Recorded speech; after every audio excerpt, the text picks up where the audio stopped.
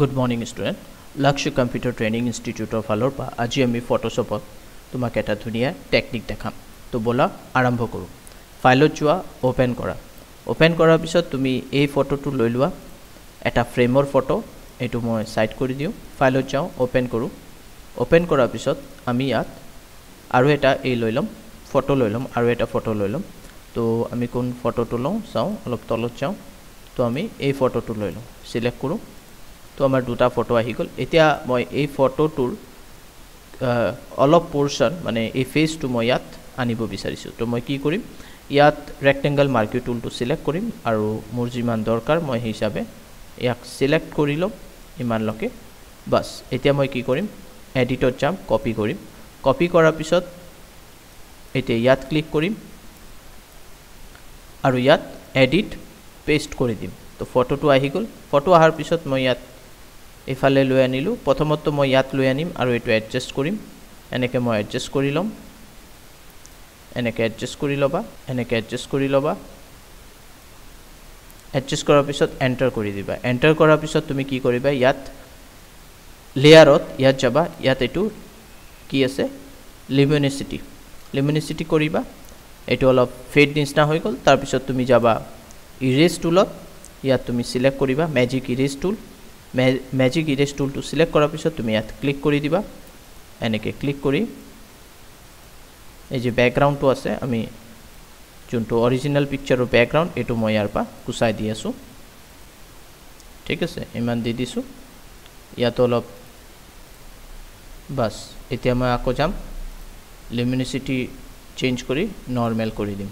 তো ইয়াত তুমি চাব পাৰা আমাৰ ফটোটো ধুনিয়াকৈ ইয়াত আমি সেট কৰি দিছো। ওকে আৰু এটো অলপ ঘূৰাই দিবা।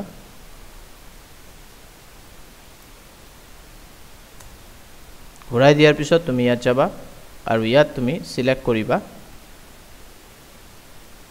ব্যাকগ্ৰাউণ্ড ইৰেজাৰ টুল আৰু এনেকে এটো দি দিবা। বলা এতিয়া আৰু এটা টেকনিক দেখাও। ফাইলত যোৱা ওপেন কৰা। ইয়াত আমাৰ এটা যেনেকে এই পিকচাৰটো মই লৈ লম। ঠিক আছে এটো আমি লৈ লৈছো। তো এটো লোৱাৰ পিছত ইয়াৰ কিন্তু ব্যাকগ্ৰাউণ্ডটো ক্লিয়াৰ হ'ব লাগিব মানে ট্ৰান্সপাৰেন্ট হ'ব লাগিব। তেতিয়া হলে তুমি কামটো কৰিব পাৰিবা। মানে কি কৰিম এতিয়া এটো এটা পিকচাৰ হয়। এই পিকচাৰত লিখা আছে ওয়েলকাম।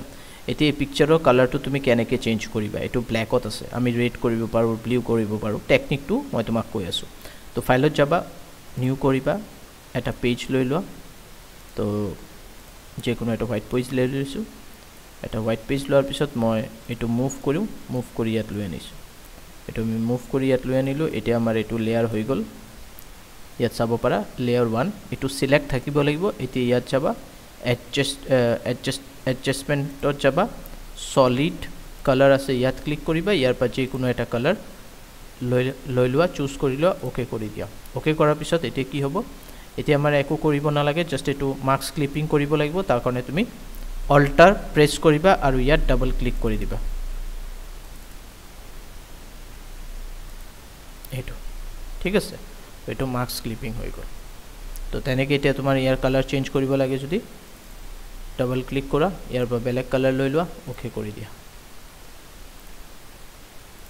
স্টুডেন্ট বলা তোমালোকক আৰু এটা টাস্ক দেখাই দিও। ওপেন কৰা। ওপেন কৰি ইয়াৰ পৰা আমি এটা পিকচাৰ লৈ লম। এই পিকচাৰটো লৈ লম। এই মানুহজনৰ পেটটো বহুত বাঢ়ি আছে। এই মানুহজনৰ পেটটো মই অলপ কমাব বিচাৰিছো। তাৰ কাৰণে মই ইয়াৰ প্ৰথমত এনেকে এটো সিলেক্ট কৰি প্ৰেছ কৰি ৰাখিবা। লেফট ক্লিক প্ৰেছ কৰি ইয়াত এটো জগাত লৈ আনিবা। ইয়াত লৈ আনিলে কি হ'ব এনেকে যেতিয়া মুভ কৰি ইয়াত লৈ আনিবা ইয়াত ডুপ্লিকেট হৈ গল। এতিয়া আমি এই ডুপ্লিকেটটো আমাৰ সিলেক্ট আছে আমি ফিল্টাৰত যাম আৰু লিকুইফায়াৰ ইউজ কৰিম। লিকুইফায়াৰ ইউজ কৰাৰ পিছত আমাৰ ইয়াত তুমি চাব পাৰা ৰ্যাপ টুল আহি গল। এটোৱে আমাৰ সিলেক্ট হ'ব। এটোৱে আমি সিলেক্ট কৰিম। সিলেক্ট কৰাৰ পিছত আমাৰ ব্ৰাছৰ সাইজ ইয়া আমাৰ ব্ৰাছ প্ৰেছাৰ সাইজ এটো তুমি কমাব পাৰা আৰু আমাৰ এটো অলপ বঢ়াই দিব পাৰা 91 দি দিছো আৰু আমি চাও লাহে লাহে আমি এটো কমাব গৈ আছো। ঠিক আছে এনেকে কমাবা। প্ৰেছাৰটো আৰু অলপ কমাব পাৰো। চাই লওঁ যদি অসুবিধা নহয় এই হিচাপে আমি কৰিম। মই এইটো প্ৰেছাৰটো অলপ কমাই ৰাখিছোঁ ঠিক আছে এনেকৈ মই কমাই এইটো ঠিক কৰি আছোঁ ব্ৰাছ ঠিকই আছে ব্ৰাছটো কমাব পাৰা কিন্তু প্ৰেছাৰটো অলপ বঢ়াই দিওঁ এতিয়া ইয়া কমাই দিলে এডজাষ্ট ঠিকভাৱে হ'ব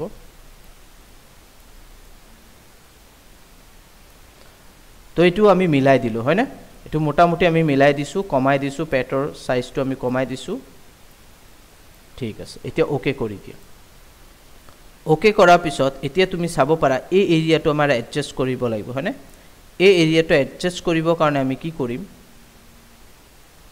এই এৰিয়াটো আমি এডজাস্ট কৰিবৰ কাৰণে আমি ইয়াত ক্লোন টুল ইউজ কৰিম ক্লোন টুল ললো ক্লোন টুল লোৱাৰ পিছত আমি opacity আছে flow to অলপ কমাই দিও flow to আমি 50 ৰাখি দিও 57 ওকে এতিয়া আমি ইয়াত alter প্ৰেছ কৰো alter প্ৰেছ কৰি চাই লও প্ৰেছ কৰিলো alter to প্ৰেছ কৰি যেতিয়া তুমি ইয়াত ক্লিক কৰিবা মানে এই এৰিয়াটো এটু যে এৰিয়া আছে এটু সিলেক্ট হৈ গল ঠিক আছে এই এৰিয়াটো সিলেক্ট হৈ গল এতিয়া লাহে লাহে তুমি ইয়াত এনেকে প্ৰেছ কৰিবা প্ৰেছ কৰি ৰাখিবা তো কি হ'ব ক্লোনে লাহে লাহে এৰিয়াটো কি কৰি আছে এই এৰিয়াটো কভাৰ কৰি আছে এনেকে তো আৰু এটা কাম কৰিব পাৰো আমি ইয়াত ক্লিক কৰি প্যাচ টুল হিকাইছো প্যাচ টুল লবা ডেস্টিনেশন লবা আৰু মানি লোৱা এই ডেস্টিনেশনটো আমি কমপ্লিটলি এনেকে এৰিয়াটো এনেকে যদি আমি কপি কৰি লও এতিয়া আমি এটো মুভ কৰি যদি ইয়াত লৈ আনো তো এটো ইয়াত আহি যাব তো ইয়াত চাব পাৰা কিন্তু